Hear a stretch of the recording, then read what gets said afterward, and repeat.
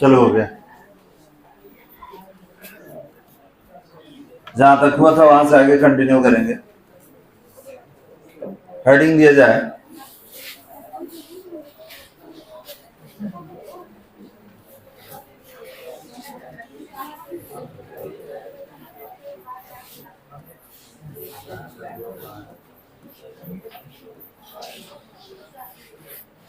बात नहीं है।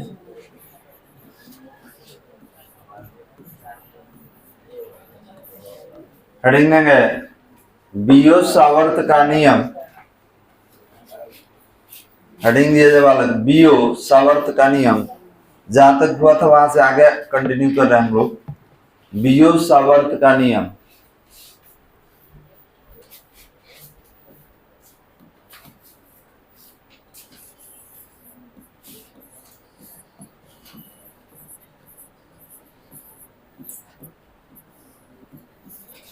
बियो-सावर्त लॉ।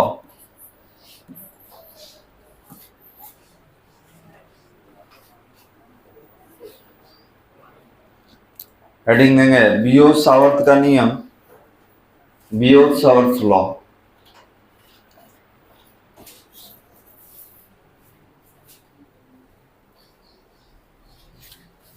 चलो तो ध्यान देंगे, सबसे पहले ये जानना होगा कि ये नियम क्या बताता है।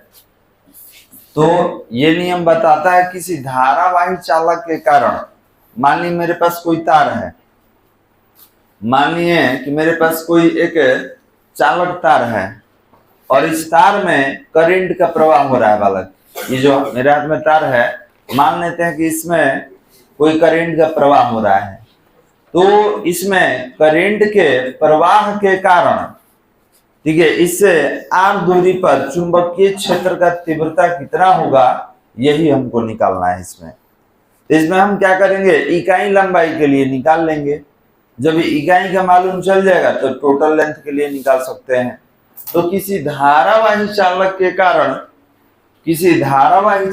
कारण, किसी बिंदु पर चुंबकीय क्षेत्र की तीव्रता निकाला जाता है इस समीकरण के, इस नियम की मदद से। क्लियर है? तो लिखेंगे, परिभाषित किया जाए बियो-सावर्त का नियम। परिभाषित करेंगे बियो-सावर्त का नियम धारावाही चालक के कारण, बियो-सावर्त का नियम, बियो-सावर्त का नियम धारावाही चालक के कारण, धारावाही चालक के कारण किसी बिंदु पर, धारावाही चालक के कारण किसी बिंदु पर चुंबकीय क्षेत्र की तीव्रता, किसी बिंदु पर चुंबकीय क्षेत्र की तीव्रता निर्धारित करता है, किसी बिंदु पर चुंबकीय क्षेत्र की तीव्रता निर्धारित करता है, चुंबकीय क्षेत्र की तीव्रता निर्धारित करता है। हो गया बालक? तो अभी आपको बता रहे थे, मानिए मेरे पास कोई करंट कैरिंग कंडक्टर है, कोई वायर है, इस वायर में धारा का प्रवाह हो रहा है। तो इस वायर में धारा के प्रवाह के कारण इससे r दूरी पर, यहाँ तीव्रता बताइए, चुंबकीय तीव्रता यहाँ बताइए, यहाँ बताइए, मतलब कहीं भी हम निकाल सकते हैं। क्लियर है? तो इसके लिए क्या लेना होगा, एक वायर लेना होगा, उसका लेंथ लेना होगा, और टोटल लेंथ में हम लोग डीएल के कारण पहले निकालेंगे। तो देखा जाए,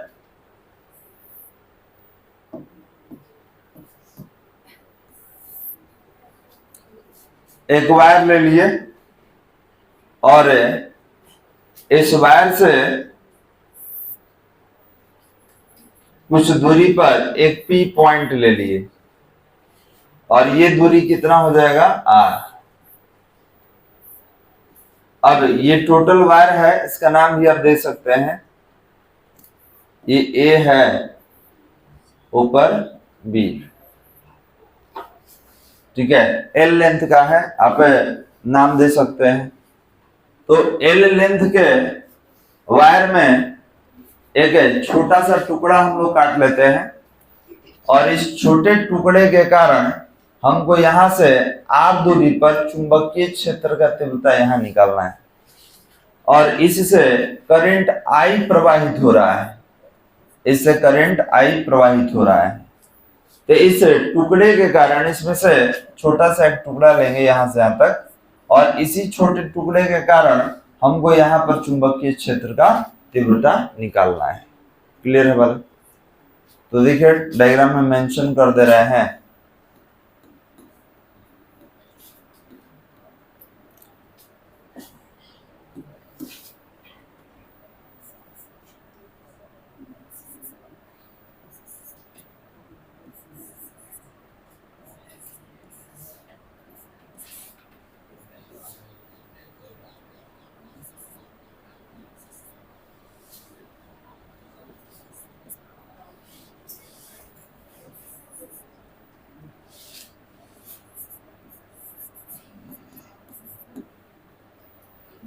ध्यान देंगे, हमको क्या करना है, चुंबकीय क्षेत्र का तीव्रता निकालना है।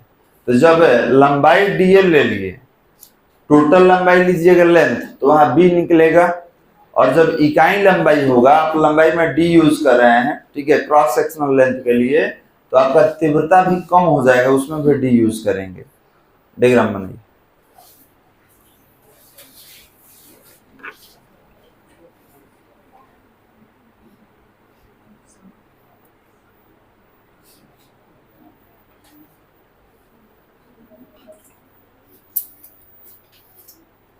तो कोई वायर है, इस वायर में एक टुकड़ा लिए हैं छोटा सा AB, जिसका लेंथ dl लिया गया है और इस dl लेंथ के कारण हमको r डिस्टेंस पर P बिंदु पर चुंबकीय क्षेत्र का तीव्रता dv निकालना है।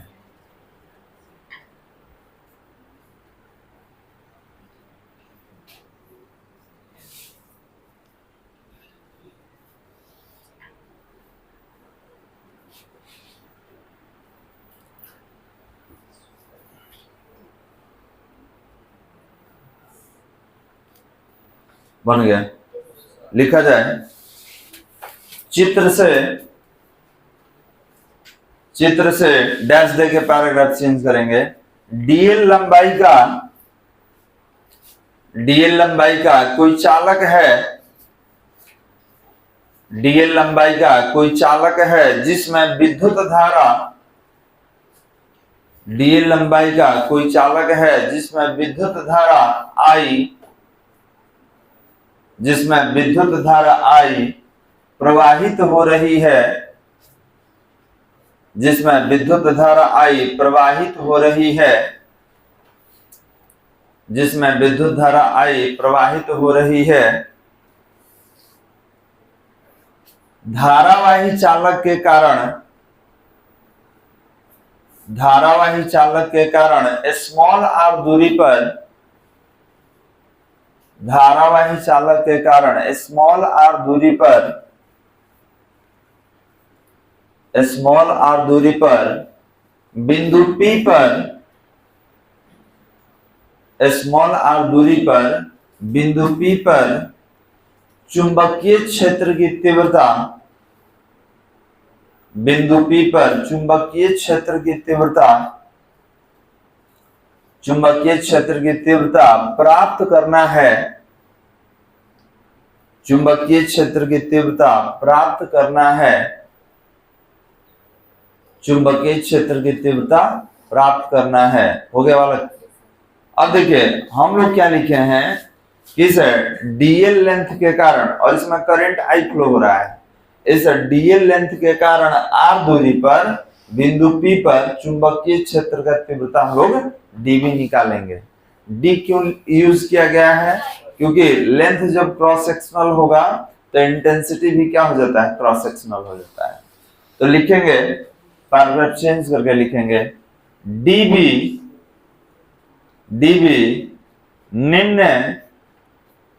निम्न कारकों पर निर्भर करता है।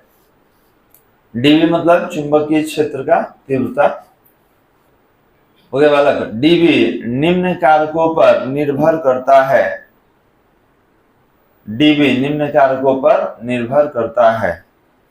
अब देखें तो ये किस पे निर्भर करेगा, इसको थोड़ा समझते हैं। तो ये होगा डीबी जो होगा समानुपाती होगा आई का, डीबी जो होगा समानुपाती होगा एल का, डीबी जो समानुपाती होगा साइन थीटा का, और डीबी जो है व्युत्क्रमानुपाती है दूरी के वर्ग का। अभी चार को लिख दिए, अब समझिए सबके बारे में। देखो इधर वाला डीबी समानुपाती आई का मतलब ये है कि अगर आपका धारा का प्रबलता ज्यादा रहेगा तो चुंबकीय क्षेत्र का तीव्रता भी ज्यादा रहेगा। करंट का फ्लो कम होगा तो तीव्रता भी कम होगा, करंट का फ्लो ज्यादा होगा तो तीव्रता ज्यादा। लेंथ है, अब जैसे आप छोटा लेंथ लिए हैं तो तीव्रता भी छोटा हो जाएगा, टोटल लेंथ लीजिएगा तीव्रता भी ज्यादा हो जाएगा। तो लेंथ के समानुपाती है, लेंथ ज्यादा तीव्रता ज्यादा, लेंथ कम तीव्रता कम। अब आते हैं साइन थीटा। तो ध्यान देंगे सबसे बड़ा सवाल इस साल साइन थीटा क्यों लिए हैं, तो आपको मालूम होगा ये सदिश गुणनफल होता है। सदिश गुणनफल में हम लोग साइन यूज करते हैं according to the convention of vector product. आप अगर सदिश का गुणनफल पढ़े होंगे तो क्रॉस और डॉट मिला होगा, तो इसमें हम लोग साइन का यूज करते हैं। इसका मतलब ये है कि हमारे एंगल पर भी डिपेंड करता है कि आप कहां पर तीव्रता निकालना चाहते हैं। तो बिल्कुल पिछले ही क्लास में पढ़े थे कि जब क्षेत्र में हम 90 डिग्री पे जाते थे तो बल महत्तम लगता था और 0 डिग्री पे जाते थे तो न्यूनतम लगता था। तो बिल्कुल हमारे कोण पे भी निर्भर करेगा। इसके बाद दूरी के वर्ग का व्युत्क्रमानुपाती है। तो इस शुरू से हम लोग कूलम्ब के नियम से ही पढ़ रहे हैं कि दूरी के साथ कैसा संबंध है, वर्ग के व्युत्क्रमानुपाती का। मतलब दूरी बढ़ा दीजिएगा तो चुंबकीय क्षेत्र का तीव्रता कम हो जाएगा, और दूरी कम कर देंगे तो चुंबकीय क्षेत्र का तीव्रता क्या होगा, बढ़ जाएगा। क्लियर है बालक? तो इन चारों को पहले लिख लीजिए।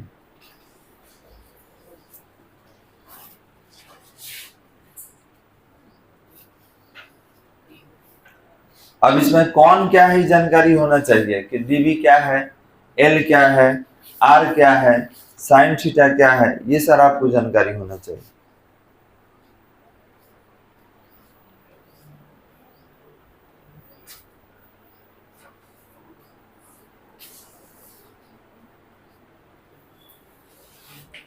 अब सबको एक साथ कंबाइंड कर दिया जाएगा। हो गया बालक? हटा दे।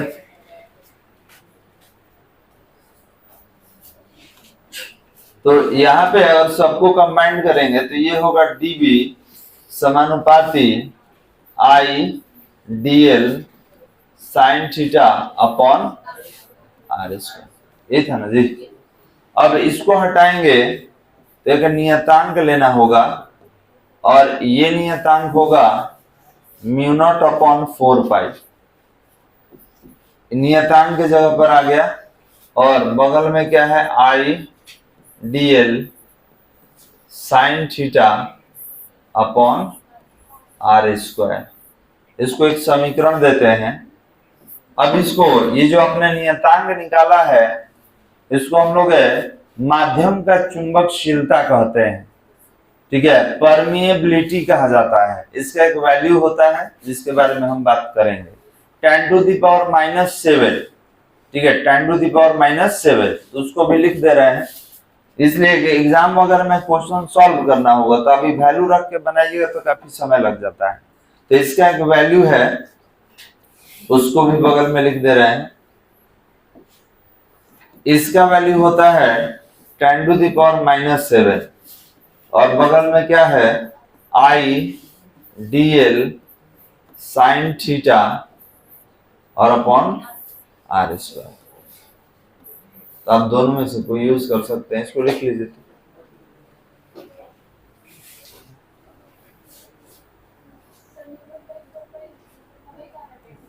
आए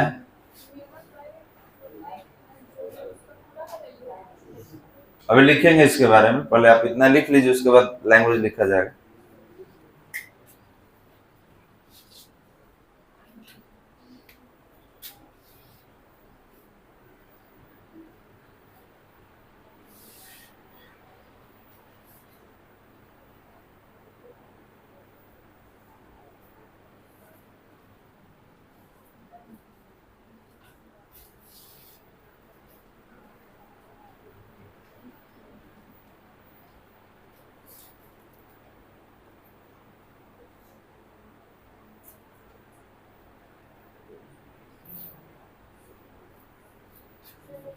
हो गया बालक? आए हाँ, 1/4 एप्सिलॉन नॉट हम लोग यूज कर रहे थे, उसका नाम क्या था? विद्युतशीलता। तो ये क्या है? चुंबकशीलता। अब इसके बारे में थोड़ा सा बता दे रहे हैं, हटा दे इसको बालक। ध्यान देंगे, यहाँ जो आप ये नियतांक यूज कर रहे हैं, ये है कितना, थोड़ा सा देख लीजिए।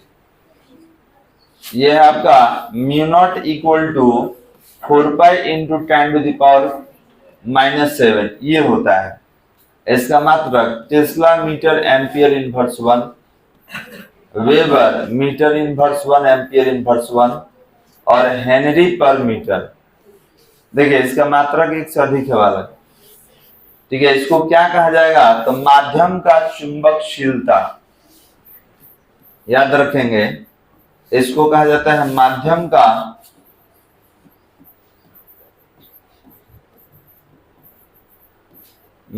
का चुंबकशीलता। चलिए जल्दी लिखिए तो इसको।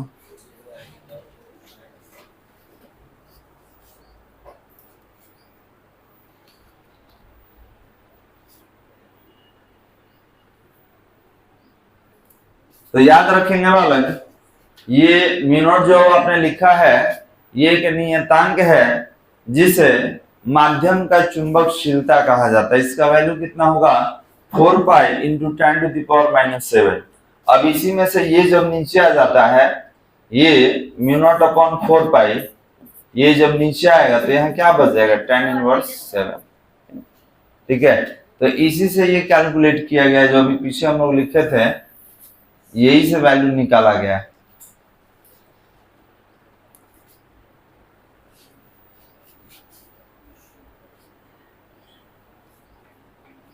तो जब हम लोग विद्युत स्थैतिक पढ़ रहे थे तो नियतांक का नाम क्या था? माध्यम का विद्युतशीलता।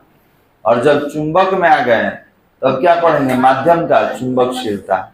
वहां पर एप्सिलॉन नॉट था, यहाँ क्या है? Mu not. ठीक है, पढ़े थे ना वहां एप्सिलॉन नॉट। तो एप्सिलॉन नॉट दो भाग में टूटता था, एप्सिलॉन नॉट एप्सिलॉन आर।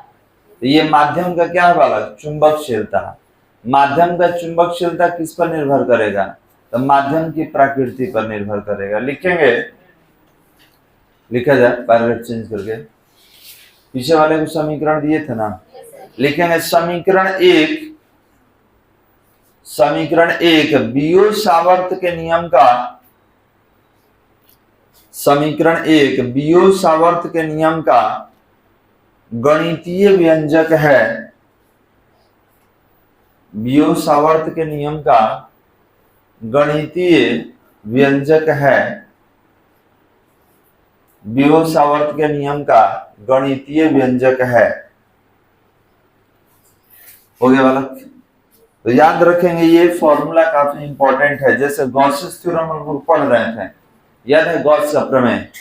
तो गॉस का प्रमेय जैसे पढ़ रहे थे, उसी तरीके से बियो-सावर्त का नियम चुंबक में इसमें इंपॉर्टेंट होता है। अब इसका अनुप्रयोग है बालक। बियो-सावर्त का तो नियम हो गया कि आप धारावाही चालक में एक छोटे से तार के टुकड़े के लिए तीव्रता निकाल दिए। आपका तीव्रता कितना आया है? Mu not upon 4 pi IDL sine theta upon R square. ठीक है, ये वैल्यू ले सकते हैं 10⁻⁷ IDL sine theta upon R square. तो अब कह देगा कि लंबे तार के लिए निकालिए, ठीक है, किसी गोले के लिए निकालिए। तो एक एक करके सब पे हम लोग बात करेंगे। तो यहाँ से हम लोग अनुप्रयोग में आगे बढ़ेंगे। अब जो पढ़ने वाले हैं, ये आपका बियो-सावर्त के नियम का अनुप्रयोग है, और इसमें 2-3 केस हम लोग पढ़ने वाले हैं। तो हेडिंग दिया जाए बियो-सावर्त के नियम का, हेडिंग दिया जाए बियो-सावर्त के नियम का अनुप्रयोग। हेडिंग देने वाला है बियो-सावर्त के नियम का अनुप्रयोग। बियो-सावर्त के नियम का अनुप्रयोग और डैश दे दीजिए। अब इसमें एक एक करके लेना होगा, एक एक करके लिखेंगे हम लोग। तो सबसे पहले 1 नंबर में बियो-सावर्त के नियम का अनुप्रयोग, सबसे पहले 1 नंबर में लिखेंगे। ये हेडिंग होगा, यही निकालना है हमको। हेडिंग दिया जाए 1 नंबर में, धारावाही चालक तार के कारण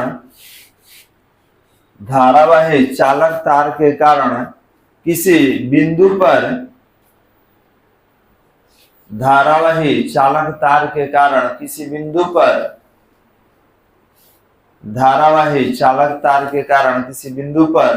चुंबकीय क्षेत्र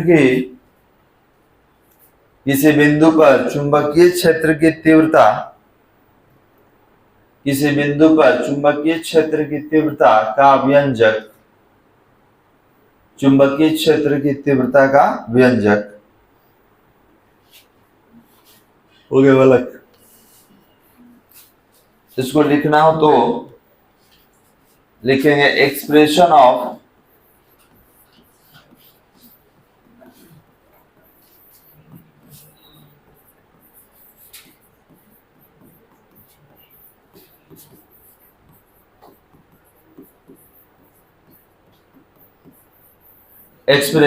magnetic field intensity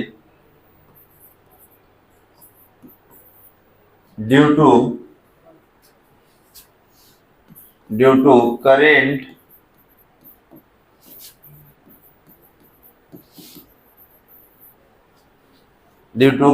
carrying wire or conductor,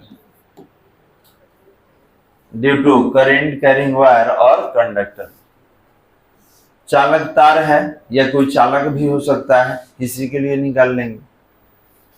हो गया, दिख रहा है तुमको? चलिए अब इसका हम पहले डायग्राम बना दे रहे हैं, उसके बाद एक एक करके समझना होगा, उसको लिखना होगा। हेडिंग हो गया बालक। तो पहले एक चालक तार ले लिया जाए और इसका नाम ले लेंगे ए बी, और उसमें करंट आई का प्रवाह करा दिया जाए।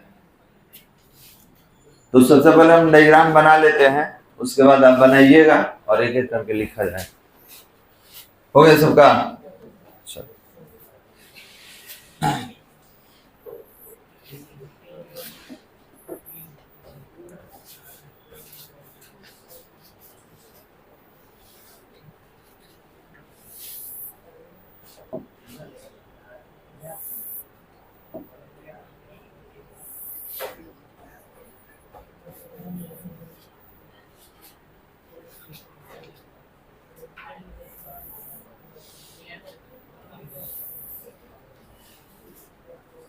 बात करने के लिए आए हैं, बैठल बड़ हो जाए जलवायु सुनाता।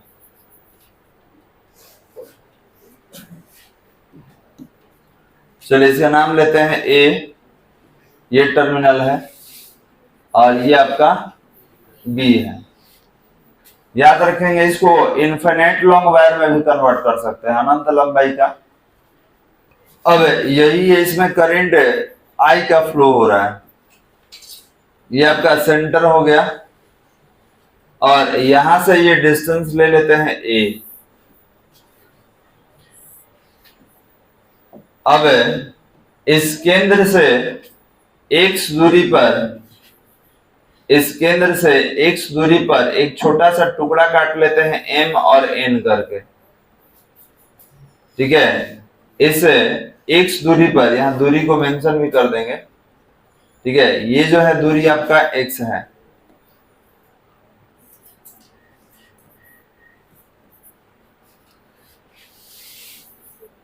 तो यहां से x दूरी पर एक छोटा सा टुकड़ा काट लेते हैं, क्या, dx। एक छोटा सा टुकड़ा ले लेंगे dx। अब इसी dx के कारण पहले यहाँ पे हमको तीव्रता चाहिए, तो आप यहां से पहले इसको मिलाइएगा।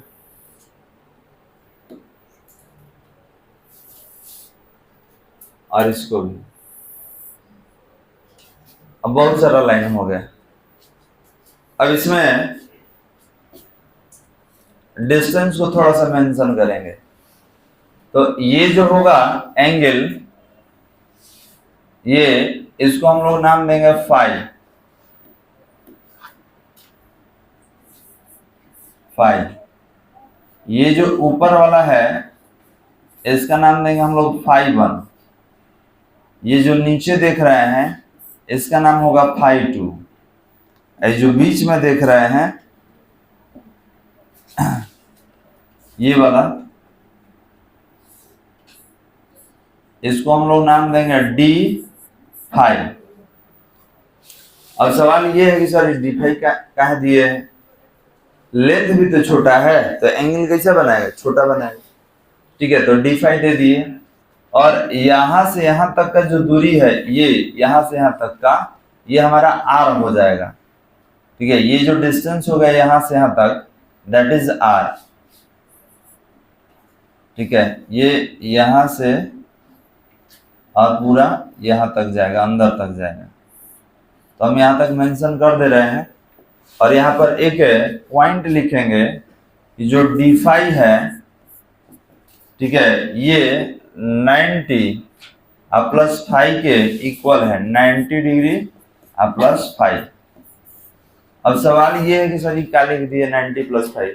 तो ध्यान देंगे इसमें एक ट्रायंगल आपको दिख रहा होगा, ये वाला देखिए, रेड कलर से हम खींच दिए, दिख रहा होगा। तो इसमें इसको बोलेंगे बाहर का कोण। तो बाहर का जो कोण होगा, ठीक है, ये वाला, ये अपने सामने वाले भुजा के मतलब इसके कोणों के योगफल के बराबर। तो ये कितना 90 और ये कितना होगा आपका 5। तो ये 90 प्लस 5 के इक्वल होगा, जो कि वहां लिखा हुआ है। तो अभी सबसे पहले आपको डायग्राम बनाना होगा और तब एक एक करके डायग्राम में जो बना हुआ है इसको समझेंगे और लिखेंगे। तो फिर से एक बार रिपीट कर दे रहे हैं, देख लीजिए और उसके बाद आप बनाइएगा। सबसे पहले एक तार ले लिए, नाम दे दिए AB, और इसके केंद्र O से A दूरी पर, स्मॉल a दूरी पर एक पॉइंट P ले लिए। यहीं पर हमको तीव्रता चाहिए और किसके कारण? पूरा तार के कारण चाहिए। तो पहले छोटे के कारण निकालिएगा तब ना टोटल का निकालिएगा।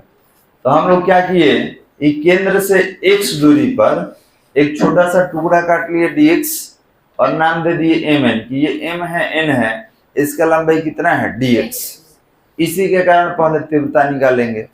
तो अब यहाँ पर तीव्रता निकालना है तो दूरी को क्या नाम दे दिया गया? r दिया गया। यहां से यहां तक का दूरी का नाम r दे दिया गया। पहले जो कोण बना फाई है, इसके बाद D5, क्यों? क्योंकि छोटा हो गया। इसके बाद 5-1। सवाल ये है कि सर आप ऊपर का 5-1 लिखे हैं, यही लिख देते तो ध्यान देंगे। सही है, सामने दिख रहा है, पर थोड़ा सा पीछे करो।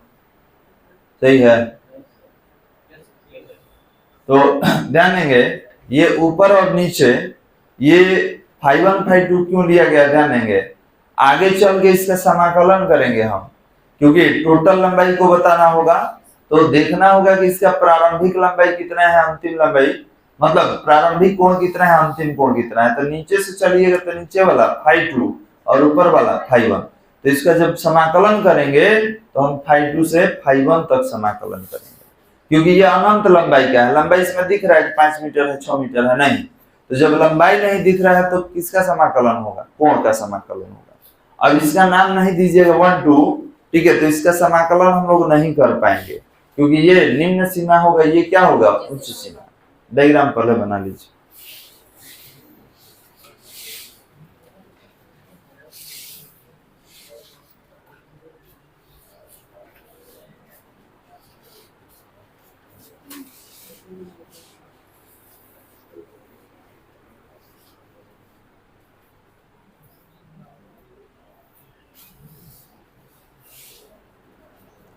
तो ये हम लोग जो पढ़ रहे हैं ये बियोट-सावर्त के नियम का ही एक अनुप्रयोग है,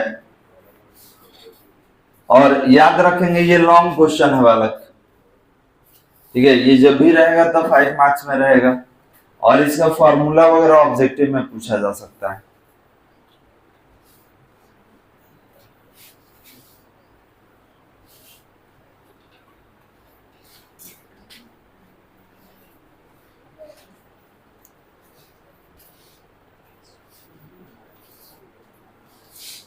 डायग्राम थोड़ा सा बड़ा और विजिबल होना चाहिए। ज्यादा छोटा बना देंगे तो फिर लिख नहीं पाएंगे आप एंगल।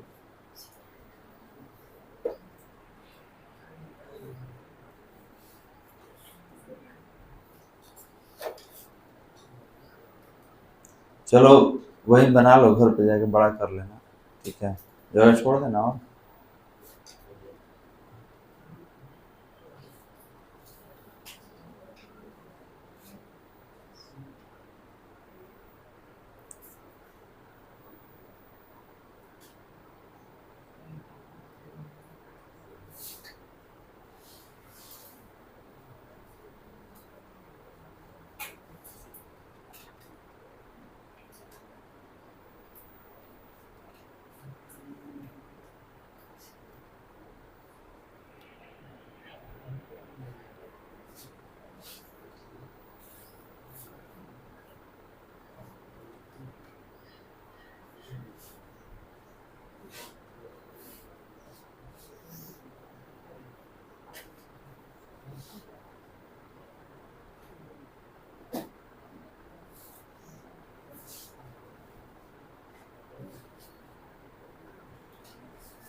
हो गया बालक डायग्राम, बोला जाए इसके बारे में, लिखेंगे, पीछे नहीं हुआ जी भी लिखा जाए। माना कि ए बी एक धारावाही चालक है, माना कि ए बी एक धारावाही चालक है, माना कि ए बी एक धारावाही चालक है जिससे विद्युत धारा आई, माना कि ए बी एक धारावाही चालक है जिससे विद्युत धारा आई प्रवाहित तो हो रहा है, जिससे विद्युत धारा आई प्रवाहित तो हो रहा है। डायग्राम में देखते रहिए, जिससे विद्युत धारा आई प्रवाहित हो रहा है। डायग्राम है ना बालक, लिखेंगे इसी में आगे। इस चालक के मध्य बिंदु O से, इस चालक के मध्य बिंदु O से, इस चालक के मध्य बिंदु O से स्मॉल a दूरी पर, इस चालक के मध्य बिंदु O से स्मॉल a दूरी पर, स्मॉल a दूरी पर एक बिंदु P लिया गया है, स्मॉल a दूरी पर एक बिंदु P लिया गया है। देखिए ना यहाँ पे स्मॉल a दूरी पर एक बिंदु P लिया गया है, जहां चुंबकीय क्षेत्र की तीव्रता, जहां चुंबकीय क्षेत्र की तीव्रता का व्यंजक, जहां चुंबकीय क्षेत्र की तीव्रता का व्यंजक प्राप्त करना है, जहां चुंबकीय क्षेत्र की तीव्रता का व्यंजक प्राप्त करना है, जहां चुंबकीय क्षेत्र की तीव्रता का व्यंजक प्राप्त करना है। पैराग्राफ चेंज करके लिखेंगे, इसके लिए पैराग्राफ चेंज करके लिखा जाए, इसके लिए धारावाही चालक के, इसके लिए धारावाही चालक के मध्य बिंदु O से, धारावाही चालक के मध्य बिंदु O से, मध्य बिंदु O से x दूरी पर, मध्य बिंदु O से x दूरी पर, x दूरी पर एक छोटा सा भाग, x दूरी पर एक छोटा सा भाग mn, एक छोटा सा भाग mn लिया गया है। डायग्राम में देखते रहिएगा, एक छोटा सा भाग mn लिया गया है जिसकी लंबाई dx है, जिसकी लंबाई dx है।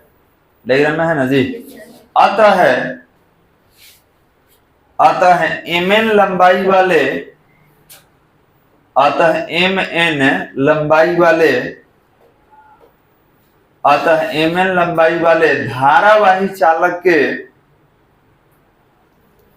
अतः mn लंबाई वाले धारावाही चालक के कारण P बिंदु पर धारावाही चालक के कारण P बिंदु पर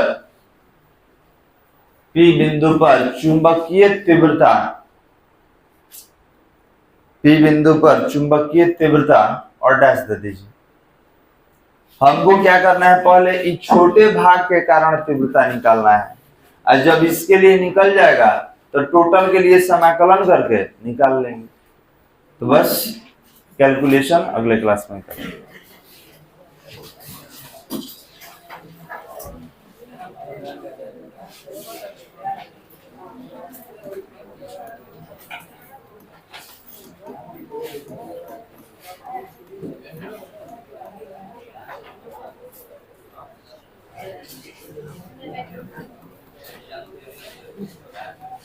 चलो जिसको बंद करो।